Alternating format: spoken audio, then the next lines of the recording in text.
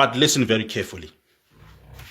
Destroying foreign-owned shops, threatening workers, attacking street vendors, and chasing African foreigners out of communities is not fixing the country. That's not fixing the country. But then it is weakening the country. Many people don't realize this. The township economy survives because money exchanges hands. Money circulates between different people. That Somali shop owner buys stock from South African wholesalers. That Zimbabwean mechanic rents from a South African landlord. That Ethiopian trader uses South African transport services. That Nigerian barber pays electricity, taxi fare, and local workers. Now, when violence starts, obviously we have seen shops close, businesses flee, stock disappears, prices rise, landlords loses income, local workers loses jobs, customers suffer. Even those hustlers, in the auction, they suffer because they stock from these shops. And then what happens? The same poor South African community becomes poorer and poorer.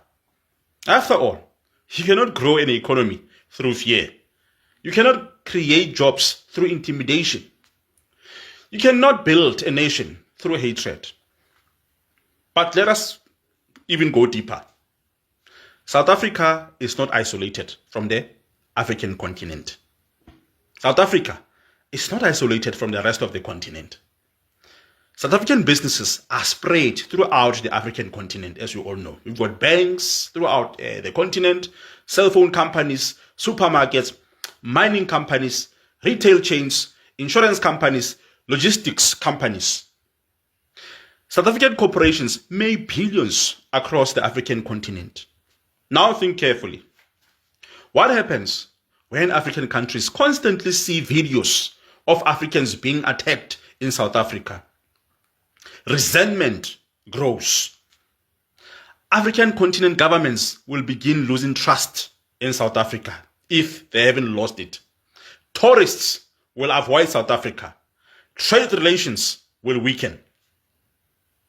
Business partnerships will become politically sensitive. Some African consumers may even begin boycotting South African companies if they haven't started already. I've seen it in Nigeria and many other countries in Africa. They've already started boycotting South African companies.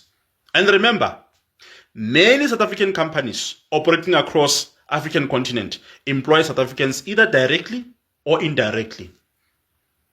If continental relations deteriorate, you know what will happen? Investment opportunities will shrink, exports will suffer, regional cooperation will become weak, and South African jobs will become vulnerable too. Africa is becoming increasingly interconnected economically through continental trade agreements and regional markets. South Africa should be leading the African continent economically.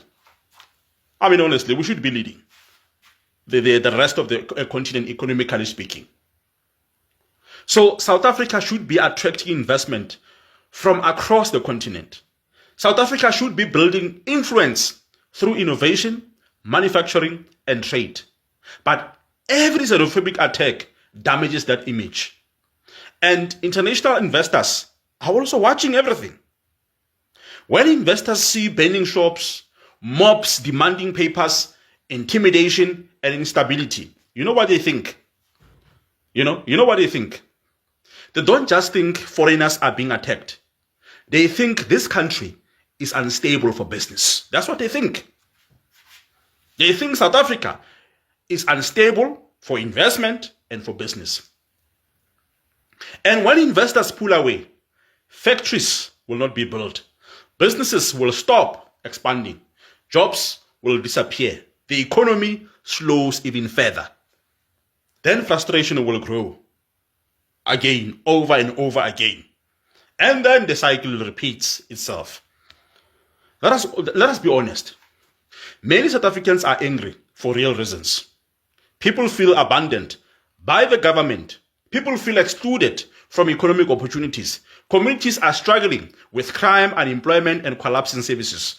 Border control failures have created frustration. These concerns are real, but the real enemies destroying the country are corruption, state capture, poor leadership, collapsing municipalities, weak education systems, criminal syndicates, economic inequalities, and youth unemployment. The poor foreigner in a township did not create Eskom collapse. The poor foreigner did not steal billions through corruption. The poor foreigner did not destroy municipalities. The poor foreigner did not collapse state-owned enterprises. We fought apartheid because we believed in dignity, humanity, and justice.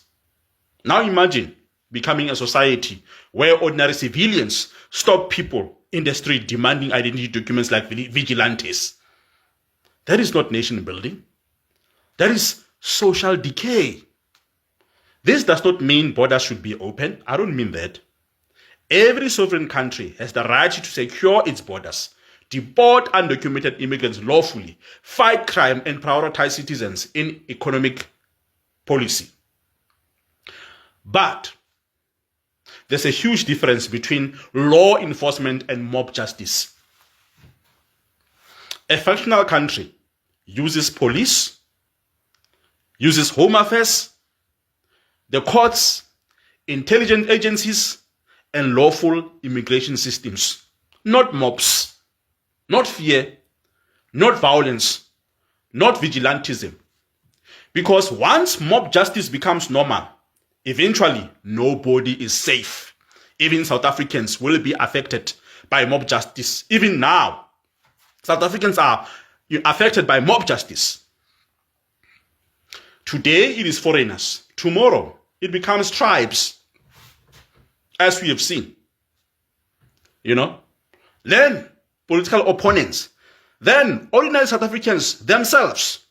History has shown this many times, even now. As a country, we don't need civil conflict. We need rebuilding. We need stronger borders. We need economic growth. We need factories. We need entrepreneurship. We need education. We need investment. We need skills development and honest leadership, not hatred. Because in the end, a poor South African mother and a poor, foreign mother are both trying to survive in a broken economy. If we destroy our township economy, damage continental trade relations, and isolate ourselves from the rest of Africa through violence and hatred, everybody loses. South Africans, we must wake up before anger destroys the very country we are trying to save.